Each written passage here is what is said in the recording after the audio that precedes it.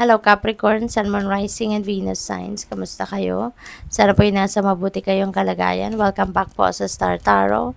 Kung bago kayo dito, welcome din kayo. Thank you for your support. I truly appreciate it. God bless you all. Capricorn, pauna mensahe po ninyo ay travel. Ayan. So, long distance communication will open up your life. Exciting experiences for singles and career advancement for others. Ayan. So, yung travel na to, no, maraming hatid ito sa buhay ninyo. Mga bagong experiences, no, lalo-lalo na doon sa mga singles din. Baka siguro yung travel na to could be one of your bucket list, 'di ba?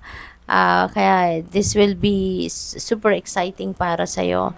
Pwede rin na meron kayong mga career advancement dito, no, na makakamit at maaring dahil ito din sa or baka maghahatid ito sa inyo ng opportunity to travel, no, yung career advancement na to.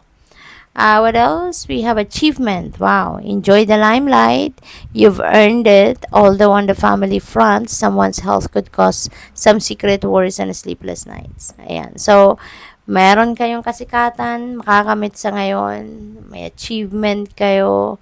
You will be on the spotlight, magiging sikat kayo. Pero, parang hindi kayo makakapag-focus masyado dyan. Kasi baka meron kayong kapamilya, no, siguro nalaman ninyo na medyo siguro may sakit or medyo may iniindang physical discomfort, kaya siguro kayo, kahit nandito kayo sa, kumbaga, sa limelight, sa tugatog ng inyong tagumpay, hindi niyo masyadong may enjoy ito kasi you're worrying about that kapamilya, no? What else? We have declutter.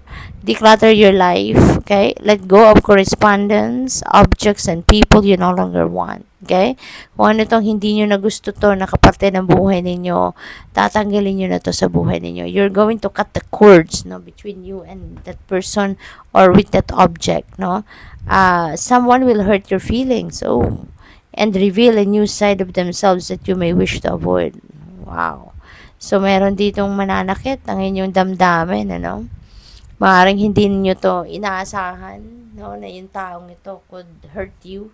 Pwedeng ganon. Kaya, baka malaking disappointment din ito para sa'yo. At, ipapakita nitong taong, kaya magugulat siguro kayo kasi hindi ninyo ito sukat akalain. Ipapakita ng taong ito yung tunay niyang kulay na sa'yo. So, maaaring madidiscover mo ito ngayon, no? At, ayan, so maaaring gusto mong as much as possible iwasan, pero depende, no, sa inyong sitwasyon kung anong mangyayari dito when this opportunity or when this thing, no, happen. So, tingnan natin kung ano pa mga mensahe. Tumiwalag yan.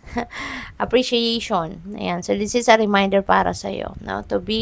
Learn to be appreciative of anything that comes your way. Ano mga biyaya, ano mga klase mga biyaya ang dumating sa buhay ninyo. Learn to appreciate it. Learn to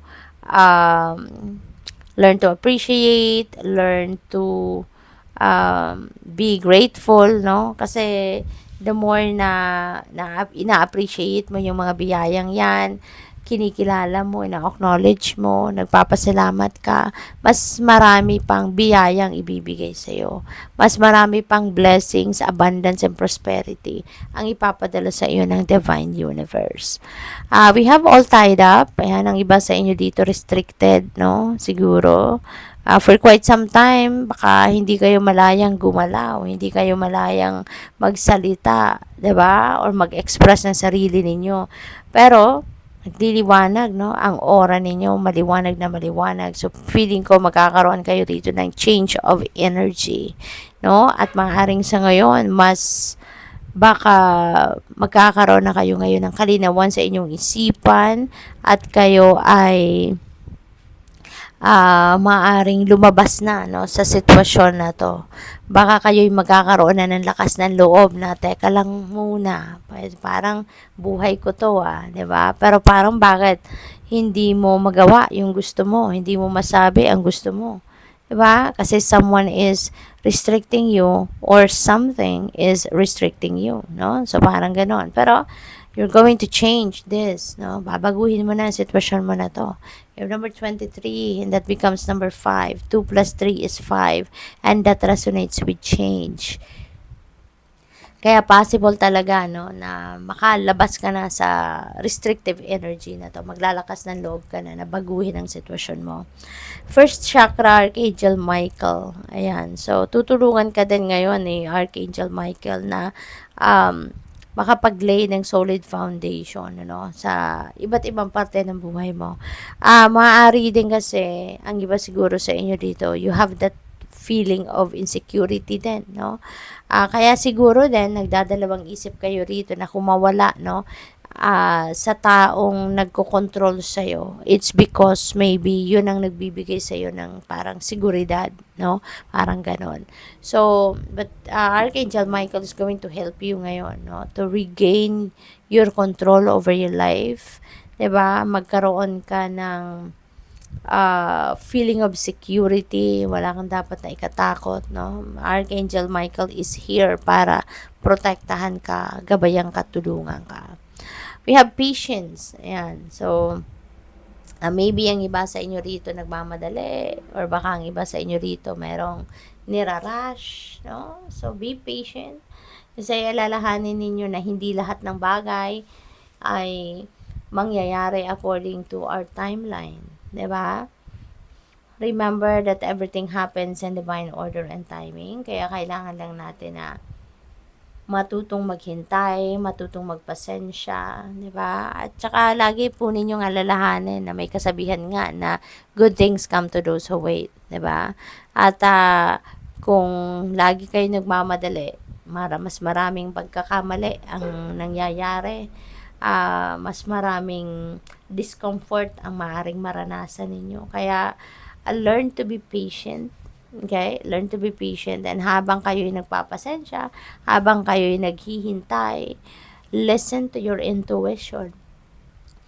Pakinggan ninyo yung iyong intuition kasi yun ang gagabay sa inyo, no? Patungo sa tamang daan, ano ang dapat ninyong gawin habang kayo'y naghihintay, yung ganon. So, good luck. Thank you for watching Love and Light. Namaste.